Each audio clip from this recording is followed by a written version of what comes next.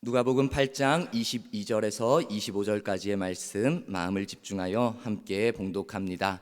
하루는 제자들과 함께 배에 오르사 그들에게 이르시되 호수 저편으로 건너가자 하시매 이에 떠나 행선할 때 예수께서 잠이 드셨더니 마침 광풍이 호수로 내리침에 배에 물이 가득하게 되어 위태한지라. 제자들이 나와 깨워 이르되 주여 주여 우리가 죽겠나이다 한데 예수께서 잠을 깨사 바람과 물결을 꾸짖으시니 이에 그쳐 잔잔하여 지더라. 제자들에게 이르시되 너희 믿음이 어디 있느냐 하시니 그들이 두려워하고 놀랍게 여겨 서로 말하되 그가 누구이기에 바람과 물을 명함에 순종하는가 하더라. 아멘.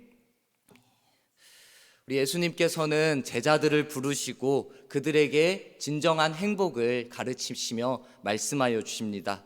산 위에서 팔복에 대해 가지고 그 너무나도 귀한 말씀을 선포하십니다. 그리고 진정한 행복을 누리는 사람의 모습을 우리 예수님께서 직접적으로 보여주시는 것입니다. 뿐만 아니라 십자가에 달리시기 전에는 그 몸소 섬김의 모습으로 사랑의 모습을 보입니다.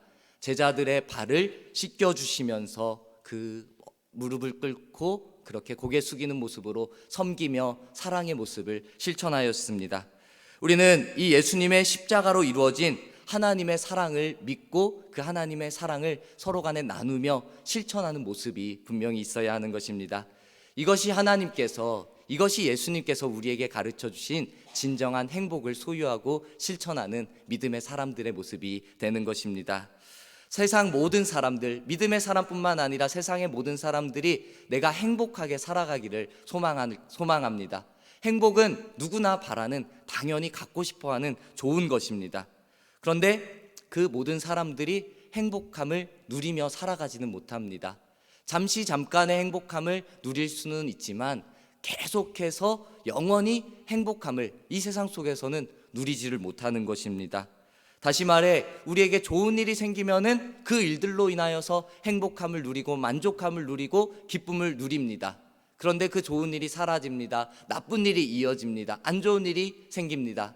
그러면은 내가 누렸던 행복이 전혀 기억에 남지 않는 것입니다. 오히려 지금은 불평과 불만의 소리, 부정적인 소리만 나오게 되는 것입니다. 그리고 어떠한 때는 우리는 다른 사람을 섬길 수 있습니다. 다른 사람을 사랑할 수가 있습니다. 그런데 항상 다른 사람을 배려하지는 못하는 것입니다. 좋을 때는 섬기고 내가 가진 것이 많을 때는 다른 사람에게 베푸는데 내가 가지고 있는 것이 없어서 그리고 내 상황이 여의치 않아서 아니면 그냥 내 마음의 여유가 없어서 다른 사람에게 베풀지 못하는 겁니다. 배려하거나 양보하거나 이해를 하지를 못하는 것입니다. 이렇게 정말 인간적인 모습을 가진 그 세상의 환경의 형편에 따라서 움직이는 우리들인데 우리가 하나님이 가르쳐 주신 그 사랑을, 그 섬김을 어떻게 때마다 실천을 할 수 있겠습니까? 우리가 서로 사랑하며 서로 섬길 수 있는 능력이 진정 어디로부터 오는지 우리는 잘 살펴보아야 할 것입니다. 우리는 믿음의 사람입니다. 하나님께서 우리를 이 자리 가운데 불러오셨고 우리에게 은혜를 부어주시는 것입니다. 그렇다면은 우리는 하나님께서 허락하시는, 예수님께서 주시는 그 진정한 행복을 추구하고 그 진정한 행복을 누리며 살아가야 될 텐데 그것이 어디서부터 오는지 오늘 이 시간 말씀을 생각하며 우리가 우리의 모습을 점검하기를 원합니다. 예수님께서는 사역의 기간 동안에 많은 사람을 고치셨습니다. 그리고 많은 사람을 가르치시고 복음을 전파하는 데도 애쓰셨습니다. 그러면서 많은 사람을 대상으로 사역을 하셨지만 또한 집중적으로 12명의 제자들에게만 말씀하신 내용들도 분명히 있으셨습니다. 그래서 예수님께서는 그 12제자들에게 내 모습이 자신이 누구인지 여러 번 분명하게 제자들에게만 말씀하신 부분도 있습니다. 제자들에게 하나님의 사역을 맡기기 위하여서 그들에게 집중적으로 훈련시키시고 가르치셨던 것입니다. 그 제자들과 함께하였던 예수님이 어느 날 이제 사역을 마치고 말씀 전하는 걸 마치시고 예수님과 그 제자들과 함께 배에 오르셔서 말을 합니다. 자, 호수 저쪽으로 건너가자라고 이렇게 말씀을 하는 것입니다. 이 말씀 앞에 제자들은 뭐 생각할 것이 없습니다. 그냥 따르면 되는 겁니다. 그래서 배에 타고 그 호수 건너편으로 건너가는 것입니다. 그들과 함께 예수님이 제자들과 함께 배에 탔고 배를 타고 배를 띄운 겁니다. 예수님의 말씀에 그 제자들은 전혀 의심 없이 배를 타고 이동하는 것입니다. 즉시 순종하는 믿음이 분명히 그들에게는 어렵지 않게 있었던 것입니다.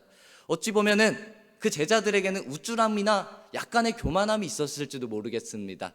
그 제자들은 이 정말 능력이 계속해서 가는 곳마다 나타나는 예수님이 내 스승이다, 나는 그분과 함께 다닌다, 나는 그분에게 가르침을 받았다 라는 우쭐함이 어찌 보면 그들에게 있었는지 모르겠습니다.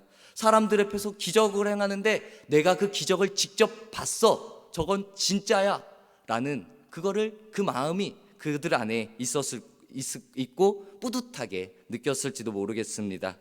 그런 예수님께서 자기들만 따로 데려갔을 때 이 예수님이 우리를 정말 잘 훈련시켜서 우리를 사용하려고 하시는구나 라고 이렇게 그 무엇이라도 된 듯한 기분이 그들에게 있었을 것입니다.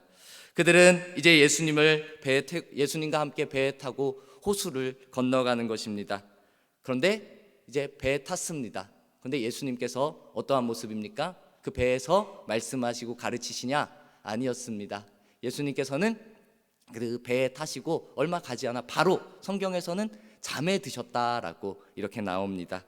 사람으로 이 땅에 오신 예수님이시기에 예수님도 잠을 주무시는 것입니다. 피곤하면은 눕기도 하는 것입니다. 때에 따라 목이 마르면은 갈증이 나서 물을 찾기도 하시고, 많은 사람들 앞에서 말씀을 하시고, 여러 사람들 앞에서 능력으로, 하나님 주신 능력으로 질병을 고치실 때 지치시고 힘을 얻기 위해 쉬기도 하셨던 것입니다. 이것이 신적 존재이지만 분명히 우리와도 같은 육신, 인간적인 모습을 가지고 있었다라는 것을 우리에게 보여주시는 것입니다. 지금 예수님께서 잠드셨습니다. 어찌 보면 잠드셨을 때는 잠시 잠깐 평화로운 시간이었을 수 있습니다. 근데 이것이 얼마 가지 못하는 것입니다. 잠들자마자 잠이 드셨더니, 그 다음 23절 말씀에 보면은요, 잠이 드셨더니 마침 광풍이 호수로 내리침에 배에 물이 가득하게 되어 위태한지라 라고 그 폭풍이 불어옴을 지금 알려주고 있습니다. 예수님은 배에 타고 바로 잠에 드셨는데 그 이후로 바로 마침 강풍이 호수에 내리치는 것입니다. 그 배에 물이 가득 차게 되는 것입니다. 이 배에 물이 가득 찼다는 것은 그냥 요 정도 흔들리는 정도가 아니라, 배에 멀미가 나는 정도가 아니라 정말 물 위로 그 태풍이 불어가지고 물 위로 놀이치고 배 위로 물이 들어오는 것을 의미하는 겁니다. 그것도 적당히 튀기는 정도가 아니라 물을 퍼내야 할 정도로 그렇게 큰 폭풍이 불었던 것입니다. 높은 파도가 계속해서 배를 치고 있는데 그 물을 퍼내기에는 제자들의 힘이 부족했습니다. 생명을 잃게 될 수도 있는 그 위태한 처지에 놓인 것입니다. 예수님께서 함께 계신 배였는데 그들은 위험을 느낀 겁니다. 생명의 위태로움을 느낀 겁니다. 두려운 감정을 그들이 가졌던 것입니다. 제가 이 말씀을 성경에서는 사복음서에서 3복음의 3개의 복음서에 나오는데 이것이 다 그 부분에서 나오지만 성경에서는 나오지 않습니다. 근데 저는 이 성경을 보면서, 이 내용들을 보면서 제자들이 이러한 모습을 가지지 않았을까 한번 저 혼자 상상을 해보았습니다. 제자들 가운데에는 베드로처럼 그 바다에서 어부 일을 했던, 그 바다에 익숙한 사람이 있었습니다. 그래서 태풍이 불면은, 폭풍이 불면은 자기의 노하우도 있었기에 키를 이쪽으로 돌려보고 저쪽으로 돌려보고 폭풍이 조금 약한 쪽으로, 파도가 덜 치는 쪽으로 돌려보지 않았을까. 그리고 물이 차면은 빨리 물을 퍼내고, 그리고 만약에 좀 배에 무거운 물건이 있으면은 그 물건이라도 조금 비워가지고 호수에 던져버려가지고 배를 가볍게 만들지는 않았을까. 살기 위해 여러 가지의 노력을 하지 않았을까. 그런 상상을 한번 해보았습니다. 그렇게 했다면은 그들이 여러 가지의 모습으로 살기 위해 노력하는 모습을 한번 상상해 보았습니다.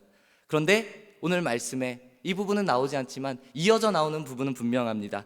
자신들의 힘으로 문제를 해결하려고 노력했다면은 최선의 노력으로 했는데 결국에 안 되는 겁니다. 그리고는 그들이 어떻게 합니까? 모든 노력에도 불구하고 해결되지 못하자 예수님 앞에 나오는 것입니다. 예수님을 깨우는 것입니다. 그리고 예수님을 부르고 예수님 앞에 자기들의 지금 현 상황을 말하는 겁니다. 자기들의 현 상황이 뭡니까? 주여, 우리가 죽게 되었습니다 라고 이렇게 말을 하는 것입니다. 예수님을 부르는데 이 고백에는 조금 안타까운 그 어리석은 연약한 믿음의 고백이 나오고 있는 것입니다. 그들이 얼마나 다급했는지 이들의 말을 통해 볼 수 있습니다. 주여, 주여, 우리가 죽겠나이다 라는 이 부르짖음이 얼마나 급박하고 얼마나 위태로운지 우리는 알 수 있습니다. 주여, 주여 라고 부르는 것 가운데 이 주여는요, 주인이신 예수님, 이러한 의미보다 곁에 서서 우리를 보호하시고 우리를 인도하시는 관리자, 감독자라는 그러한 뜻과 의미를 가지고 있습니다. 지금 그 제자들은 죽음의 위협 앞에서 예수님을 자신의 보호자로 부르고 있는 것입니다. 그때 그 예수님께서 그 예수님의 행동이 어떠한 행동입니까? 24절 후반절에 예수께서 잠을 깨사 제자들의 부름에 응답하는 것입니다. 그리고 제자들에게 말하기보다 그 예수님은 호수를 향하여 합니다. 바람과 물결을 꾸짖으시니 이에 그쳐 잔잔하였더라. 예수님의 행동입니다. 예수님의 능력이 나타나는 것입니다. 예수님은 사실 다 아시는 예수님이신데 이 문제가 어찌 보면은 지금 바다에 호수에 배를 띄우면은 폭풍이 일어날 것도 알고 있을 텐데 배를 띄우는 겁니다. 예수님은 미리 손쓰지 않으셨습니다. 그리고 그 제자들이 도와달라 말하기도 전에 알아서 야 잠잠하라 라고 한 것이 아닙니다. 예수님께서는 지금 제자들이 나와서 자기를 깨우고 도와달라고 말할 때 예수님이 일하심이 나타나는 것입니다. 이러한 모습 속에서 우리 예수님이 우리를 기다리고 계시는구나라는 그 예수님의 모습을 보게 되는 것입니다. 예수님은 다 알고 계시지만, 예수님은 우리가 말하지 않아도 해결할 수 있는 능력이 있지만 예수님께서는 우리를 지금도 기다리고 있는 것입니다. 우리가 기도하기를, 나를 찾아오기를 바라고 원하고 계시는 것입니다. 예수님 도와주세요 라고 고백하기를 바라고 계시다라는 것입니다. 그렇기 때문에 우리 예수님이 다 아시잖아요, 예수님 해주세요, 말하지 않아도 알잖아요 하면서 그냥 마냥 기다리고 마냥 기도하고 고백하지 않는 것이 아니라 우리는 예수님 앞에 간절함으로 예수님 도와주세요, 내게 함께 해주세요 라고 간절한 믿음으로 기도해야 하는 것입니다. 예수님께서 잠에서 깨어나서 그 물결을 꾸짖으고 잠잠하게 만들어 주셨습니다. 어찌 보면 사람을 향해서 동물 같은 것을 향하여서 하는 행위 같습니다. 바람과 물결을 꾸짖으시니, 사람에게는 야 조용해, 야 잠잠해, 떠들지 마 라고 말하면은 그 권위 있는 사람이 말할 때 그 아랫사람은 그 말에 듣고 순종할 수 있죠. 그런데 바람은, 그 물결은 사람인가 이렇게 말을 들을 만한 존재가 아닙니다. 자연적인 현상입니다. 근데 예수님은 그렇게 하셨던 것입니다. 바람과 물결을 사람에게 하듯이 꾸짖으시고 그 능력을 그 가운데 행하여 주셨던 것입니다. 그리고 놀라운 그 능력이 그 가운데 분명히 나타난 것입니다. 예수님은 자연까지 꾸짖어 잠잠하게 할 수 있는 하나님의 능력을 가지고 계신 능력의 하나님이십니다.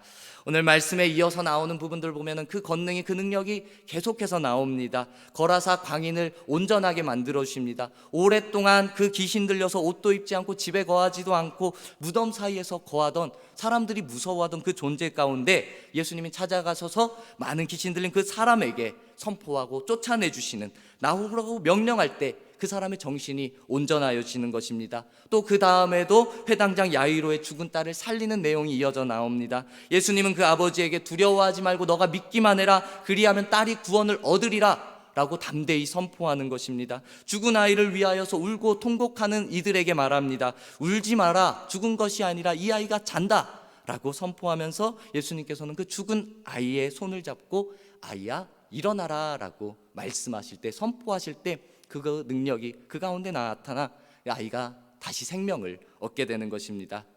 이 예수님께서는 폭풍을 잔잔케 하시는 그 능력의 주님이십니다. 귀신 들린 자를 고치시는 분이십니다. 그리고 죽은 소녀까지 일으켜 주실 수 있습니다. 초자연적인 현상, 풍랑만 잠잠케 할 뿐만 아니라 귀신도 온전케 하고 내쫓고 죽음까지도 생명으로 바꾸시는 능력이 우리 예수님께 있었던 것입니다. 그런데 우리의 모습은, 우리는 그러한 능력은 전혀 없습니다. 예수님께서 우리에게 그런 능력을 주시진 않았습니다. 그렇지만 예수님께서 우리에게 믿음은 주셨습니다. 우리는 죄를 씻어주시고 서로 발을 닦아주라, 서로 섬겨주고 서로 사랑하라 라는 말씀을, 섬김의 명령을, 사랑의 명령을 우리에게 주신 것입니다. 능력 없지만, 우리가 할 수 있는 것은 없지만 말씀에 순종하여 발을 닦아주고 섬겨주고 배려해주고 사랑해주는 그 말씀에 순종하는 믿음의 모습이 우리 안에 나타나야 하는 것입니다. 제자들의 부르심에 바람과 그 바다를 꾸짖어 잔잔하게 하신 예수님께서 이제 묻습니다. 너희의 믿음이 어디에 있느냐? 제자들에게 이르시되 너희 믿음이 어디 있느냐? 이 예수님의 물음은, 이 예수님의 질문은 어찌 보면 질책과도 같은 것입니다. 책망과도 같은 것입니다.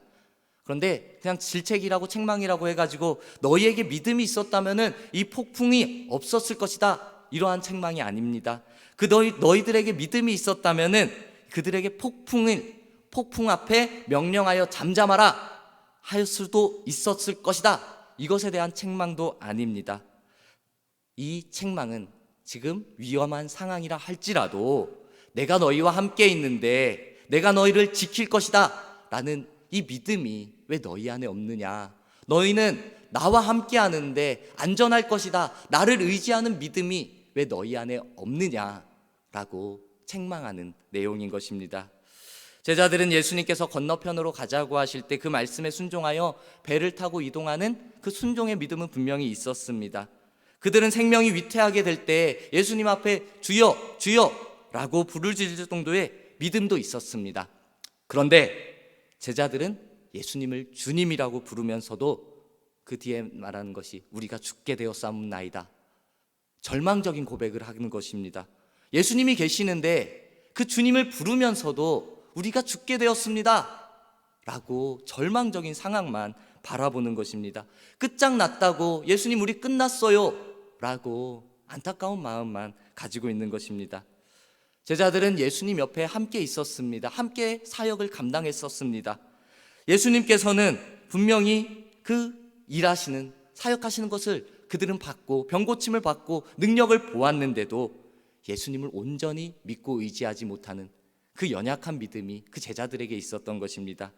믿음이 제법 있는 것처럼 다른 사람들에게 보일지 몰라도 실제로 예수님에게 그들은 믿음 없는 자들이었던 것입니다. 예수님은 제자들에게 기적을 보이면서 다시 한번 믿음을 굳게 가지라 라고 책망으로, 질책으로 그들에게 가르쳐주고 있는 것입니다. 사랑하는 여러분, 이제 예수님께서 우리 여러분들에게 물어보십니다. 우리에게, 나에게 물어보시는 것입니다. 너희의 믿음이 어디 있느냐? 우리는 이 예수님의 물음 앞에 우리의 믿음을 점검해 보아야 하는 것입니다. 우리가 지금 어느 정도의 믿음을 가지고 있습니까? 그날 그 배 안에서 제자들은 예수님의 곁에 서서 인도하는 자로 받아들이는 나름대로의 믿음을 가졌지만 풍랑 앞에서 우리는 죽게 되었습니다 라고 절망하는 사람들이었습니다. 이렇게 모순을, 믿음이 있는 척하지만 믿음 없음을 가지고 살아가는 안타까운 모습이었습니다. 때로는 세상을 살아가는 우리들의 연약한 믿음의 모습이기도 합니다. 우리를 향하여 공격해오는 파도로 인하여서 우리의 믿음이 흔들리고 너희가 믿음이 어디 있느냐 라고 책망받아서는 결코 안 될 것입니다. 이제 우리는 내 안에 예수님이 성령으로 함께 계심을 굳건히 믿고 나아가기를 간절히 소망합니다. 단지 그냥 예수님이 내 안에 계셔 라는 수준으로만 받아들이는 것이 아니라, 그것으로 그치는 것이 아니라 예수님이 내 안에 살아계시고 내 안에 성령으로 일하시고 그 성령 충만함으로 내가 이 세상 가운데 담대하게 살아갈 수 있습니다 라는 이 믿음의 고백이 우리 안에 있어야 한다라는 것입니다. 우리의 믿음은 그냥 어느 정도의 분량에 이르는 것이 아니라 장성한 분량에 이르기까지, 아니 그 이상으로 계속해서 성장 성숙을 이루어 가야 되는 것입니다. 오늘 25절 후반절에 보면은 그들이 두려워하고 놀랍게 여겨 서로 말하되 그가 누구이기에 바람과 물을 명함에 순종하는가 하더라 라고 제자들이 서로 이야기하는 장면이 나옵니다. 신기할 수 있죠. 그 예수님의 능력이 정말 또 봐도 놀라울 수 있죠. 하지만 그들은 예수님을 향하여 아직도 그 하나님을 온전히 바라보지 못하는 것입니다. 지금 풍랑까지 잠재우시고 지배하시는 예수님의 권능을 분명히 경험했는데도 단지 놀라운 일 앞에, 그 감정 앞에 사로잡혀서 그들은 생각하는 것은 이것입니다. 그가 누구이기에 이것만 지금 생각하고 있는 것입니다. 이 그가 누구이기에 다음에 답은 이 오늘 말씀에, 오늘 성경에서는 이후에 나오진 않았습니다. 하지만 성경 곳곳에서 예수님 그가 누구이기에라는 대답은 나오고 있습니다. 우리 본다면은 예수님에 대한 고백 중에 가장 완벽한 고백은 베드로의 고백이 아닌가 그렇게 생각합니다. 마태복음 16장에 너희는 나를 누구라 하느냐라는 예수님의 물음 앞에 베드로가 대답하죠. 시몬 베드로가 대답하여 이르되 주는 그리스도시요 살아계신 하나님의 아들이시니이다. 아멘.